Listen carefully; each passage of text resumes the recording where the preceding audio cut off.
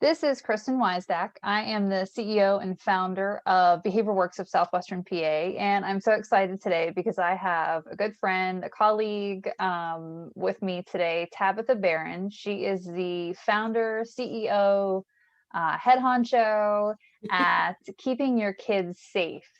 So, Tabitha, thank you for being here today. Tell us a little bit about your company, and then we're going to talk to them about, because you also have a special needs son. Yes, So we're going to talk about that. But if you can first tell us about your company and what it's all about. sure. Thank you very much. You are awesome. So my company is Keeping Your Kids Safe, and it was created because my niece was placed on the wrong school bus twice in her same school year as a 5-year-old. And so what I developed was a platform that helped students go home the way the parents intended. So no more children left in the back of the school bus, no more children dropped off at the wrong bus stop, and everybody goes home on time every time. And so great thing about our program is that it actually works for 100% of the school population. So we take care of walkers and bikers, car riders, yellow bus riders, and childcare bus riders. So nobody gets left behind anywhere, and everybody gets a text message as their child hits those mile markers.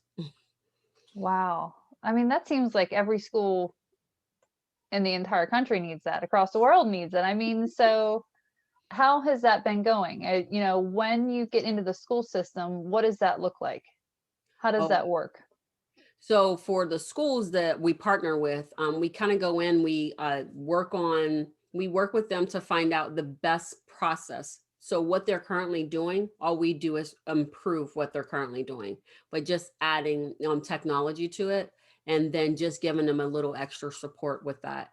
So our business is not transactional, it's a partnership. So our goal is to always be able to support them as they're going through their process every single day.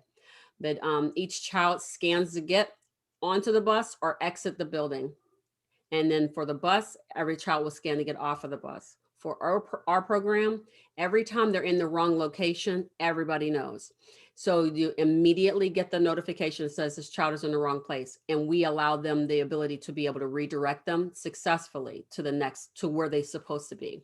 So if a walker comes out of the building and he says, I'm going to walk home today, because I don't care what anybody says, these little 5-year-olds and 7-year-olds, they have minds of their own, and they will make a decision that is not equivalent to what their parents have told them. So they're going to say, I want to walk home today. I don't want to go to that daycare today. And so as soon as they scan them, they immediately know that that child's supposed to be on a daycare bus. And so they're able to redirect them over there. And so it actually turned out pretty good because we help the schools that we've partnered with to find at least 2 misplaced children every single day. Every day. Every day. Wow. There's these alerts that just go off. It's good because we know that the software works. Mm. It's challenging because we know that the software works. It's that one thing that says, I'm glad that the software works, but it actually lets you know that there are still some challenges. Because I look at it like this: I have 2 children, I raised 2 children. The school has over 500 children. So if you're having a hard time holding on to your 2 or to your 4 or to your 6, can you imagine what it's like to orchestrate the dismissal or the arrival of over 500 students per school every single day, with people calling and pulling you in multiple directions? So everybody needs a little help somewhere. So we want to be able to provide that to the school officials and the families, because who wants to make that phone call that says, oh, we misplaced your kid and we don't know where they are? No, that's the parent's worst nightmare. Yeah. And as a parent of a kid with, sensory processing issues and special needs, but also working with kids with special needs, that's one of the biggest concern, is because we call it eloping, but they kind of wander off, right? And sometimes they're just on their own. So I think that would be imperative for, especially not just school districts to be aware of this, but parents to advocate to have this kind of technology in those school districts. Absolutely, because elopement happens often. And even with me only having 2 children, I have one that's the average child, and I have another one that has superpowers, because that's exactly what I told him. You have superpowers, sir. So I've lost him more times. I've lost him more. That's why I don't like Walmart. Because I keep losing a kid in Walmart. How do you lose a kid in Walmart? They just get in the clothes. But But that's the reason why, right? Because it's so common for them to kind of just wander off because they're in their own world. But at the same time, there are times that they don't say much. So it's easy to overlook them and on a bus. Mm. So the largest amount of money that I have found that was paid out to a family was $23.5 million for loss of life. 19-year-old nonverbal autistic young man lost his life because somebody forgot that he was on the bus and he died out in California. The issue is that this happens so often, but it doesn't happen often enough. And some of the responses I get back from people in transportation, primarily the men in transportation or whatever, they've said, well, maybe I had one guy tell me, maybe a child needs to die or an incident needs to happen before we can do something about it. And so I asked him, I said, so 89,000 elementary schools in the United States, and you're telling me that one child has to die in every single one of these schools before somebody says anything? And he's like, wait, what do you mean? That's not what I'm saying. I said, that's exactly what you're saying. Because the only way that a change can happen is if you personally are impacted by the situation. And that cannot be a reason. That cannot be the trigger, or that cannot be the one part that we are waiting for to happen in order for us to step in and make a decision to make a change. When we plan for vacation, do we wait until the day before we leave to make those trip arrangements, to pack our suitcases? No. So why are we waiting until a death happens or a kidnapping happens or a child is just gone before we make a decision to say, hey, it's time for us to kind of do something different, right? So it's the Yeah. same difference here. And it's very challenging to feel that way. But the people that I partner with, they understand it, because as moms themselves and as people who they're really concerned, if somebody lost my kid, I would be very upset. So let me not do that to other people. Those are the partners I'm looking for, because those are the ones who will make the change and the difference in how those children are seen. And then those children look at them differently. They're not the same, right? When they look at them, they, like my son, he said, my teacher's like you. I was like, what does that mean? He's like, no, she reminds me so much of you. That means that the tone and the expectation and how she moves is something he's familiar with. And he gravitated towards her. He didn't gravitate again. He didn't want to be away from her. He gravitated towards her. So that's those things that we're looking for, because um, the students actually gravitate towards people who make them feel safe. And that's what we're aiming for.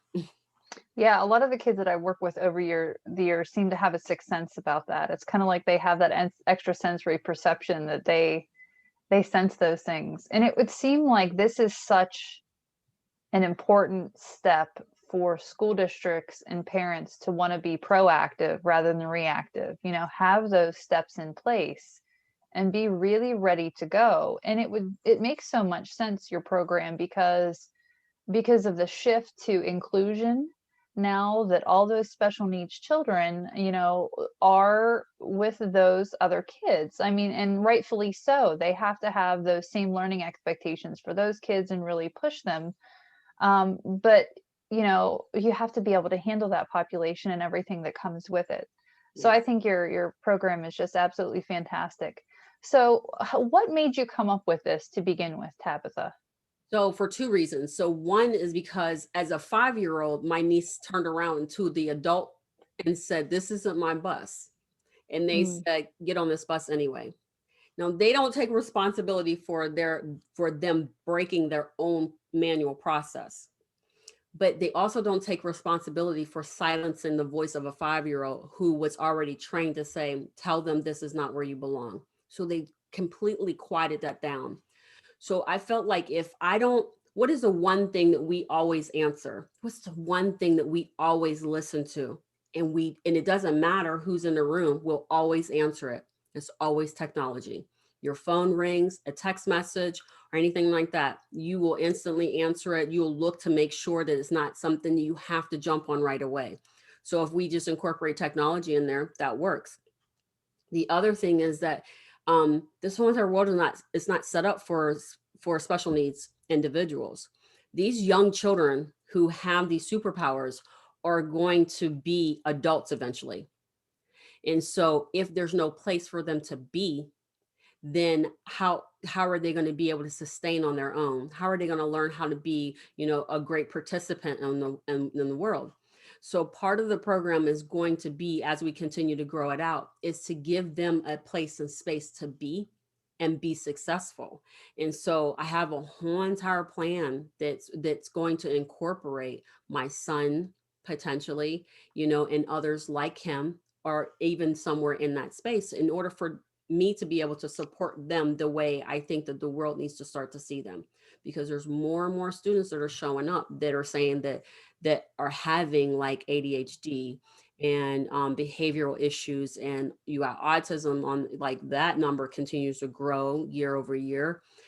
Down syndrome, you got so many different special needs, including those ones that we can't visually see. Because I love that. Oh, well, there's nothing wrong with you. Wrong answer. Just because you can't see it doesn't mean it doesn't exist. Mm-hmm. So I really wanted to make sure that I was able to incorporate technology and support all three groups that failed my niece, all three groups that failed each one of those children that are misplaced. That is the school, that's the bus driver, and that's the child care center. Because in the midst of all of this mess for her, it actually turned out that the school didn't take responsibility. The bus driver's like, my hands are kind of tied, right? And then the child care center that found her and picked her up never called home. So if you have all of those three pieces, and they're all responsible for changing of the guard, and none of them are talking to one another, that becomes a larger problem. So I took one solution and was able to feed it through all three, and each one who is willing to participate will all be supported with one clean system. Yeah, and I think that that's crucial because it's ease of use, ease of implementation. But what you're talking about, like we talked about inclusion, and you're talking about the rates of all of these diagnoses going up. Based on those trends, it just makes sense that people start to use your technology. Mm. It just makes sense. But the thing that you talked about that really piqued my interest there was you talked about how this happened with your niece and things that have happened with your son. When you can catch that, you have teachable moments with those students too, right? It's not after the fact, because you have to consider, like, how long after an incident happened do we talk about it? If you can capture it right as it's happening, you have that teachable moment to say, when this happens, I want you to do this, and present that solution in easy, manageable terms for that person. And so perhaps the next time that they're using it, they're going to have your technology, so they won't have to worry about it. But just in case they don't, they can have that teachable moment with that student. And now they'll be able to know what to say to manage that. So that's fantastic. So, Exactly. And that's one thing though we have in there. That's why the redirection is extremely important. So for us, we send a text message to the parents, right? So whoever the guardian is going to be. So if you get a text message that says your child tried to go home the incorrect way, that means that there's a conversation available for you to have with your student to understand why they're trying to go that specific way. So that becomes, if that child's trying to walk home versus getting on the yellow bus, then now the conversation, that's a bridge to the conversation that says, help me understand why you continue to try to walk home versus get on the bus we've asked you to get on. And you might find out that there's something going on that you need to step into. And or if they're trying to get on a childcare bus, and then they're supposed to be on the Goddard bus, but instead of trying to get on Primrose, then mhm, you're like, well, what's happening? They're like, well, I heard you talking. You and dad were talking and you said Primrose. So I told them I need to go to Primrose today. mhm. So you'd be surprised what you can uncover by just having one piece of information that can actually allow you the ability to ask the child the question, why are you doing this? So I can help you to understand why I need you to do it differently. Yeah, which makes sense because the special needs population is so much more likely to be bullied Yep. and to have things going on the bus, and socially they might not be able to handle it. So it's a way to, if I just avoid it, then it won't happen. So that's amazing component of it as well. I mean, it just makes sense. It just makes sense. So I want everybody to know about this. I'm going to post it so as much as I can. So you mentioned about your niece and you also mentioned about your son. So tell us where things are at with your son now, how old he is, and some of the other modifications that you've had to make with him over the years. Oh, okay, so this is funny. So my son is 23 years old Mm, now. He's a young adult. He was diagnosed around 18 months old. It was like he was fine. Everything was working out really well. He was great. Then all of a sudden one day it was like somebody came in and turned off the lights. mm, Everything left. No speech, no eye contact, everything. It was crazy. And all of a sudden I'm in the grocery store or I'm somewhere and the boy just melts down and drops to the floor. The police get called. She did something. I didn't do anything to this kid. He just fell on the floor, just started screaming. mm, But what I had to learn my way through it because when we were doing it 23 years ago, the insurance company said he'll catch up, but he was never going to catch up, right? Because they weren't giving him enough support to catch up. And they said, oh, we want to do this with him, but they were only work on the gross motor skills and not work on the fine motor skills. So there's different things that were going on. But when we do the test, we find out where he is on the spectrum.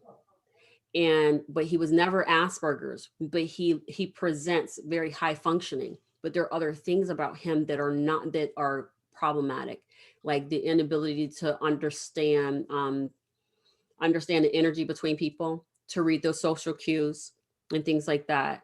And when he was in 16, 17 years old, I remember another autism mom said, you don't have the same problems that we have. Your child is high functioning. I said, I'm sorry. That is so far from the truth. And that is such not a good thing to put out there. I worked really, really hard to get my son to a place where he was able to function as good as he could be, with the challenges that he had in his pocket. Because the change that he carries in his pocket is not change that everybody will automatically see. You have to talk to him a couple times. You have to start to ask your question, why is he doing this, or why is he saying things like this? So you spend a little time with him, you start to question what's happening with him, right? But you still don't know what it is. You just can't put your finger on it. That was a lot of work. That was me making my own toys. That was me making my own games. That was me forcing him to, not forcing him the way everybody wants to, let's spank him, or let's put him in timeout, or let's do this or that. It was me understanding where he was and coming and going to where he was and slowly pulling him into my world, because that's what it was. I'm like slowly saying, can you work with me this way? Can you work with me like this? What can we do to do something different? If you do this for me, I'll do this for you, because our lives are nothing but transactional anyway. We go to work, we get a paycheck. We don't go to work, we don't get a paycheck. So I did the same thing for him. You clean the kitchen, then I'll give you a treat. You clean your room, then I'll give you a treat, because everything in life is transactional anyway.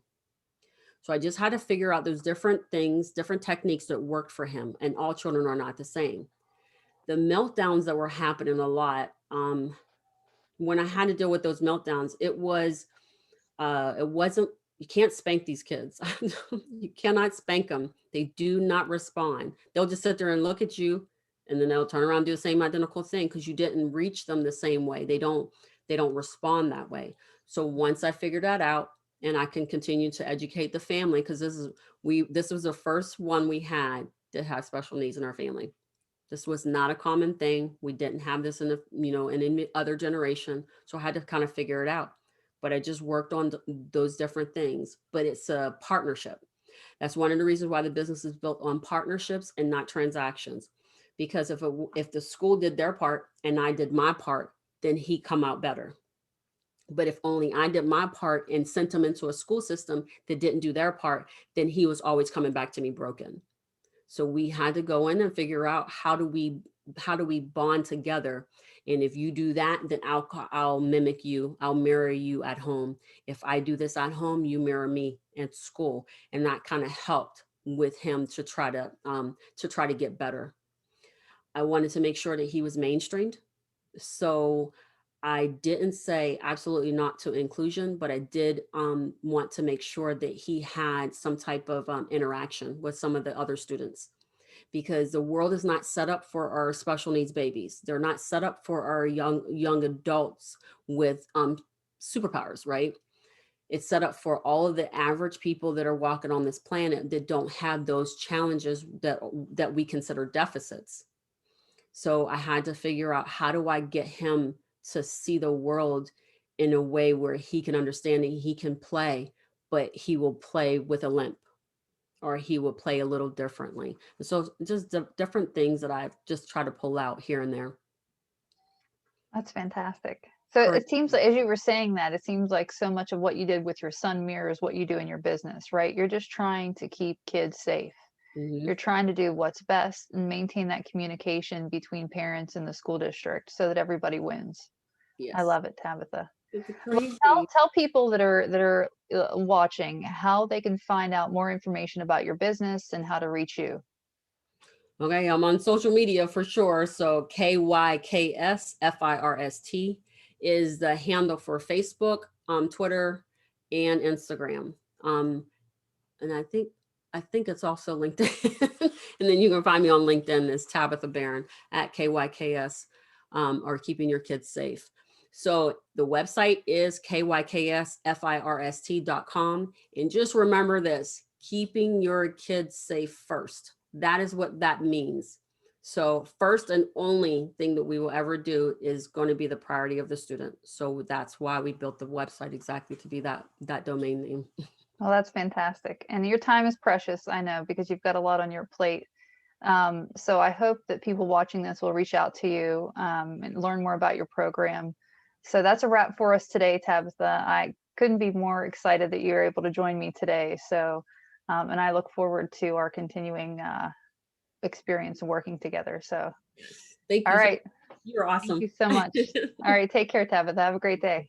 All right. Bye bye.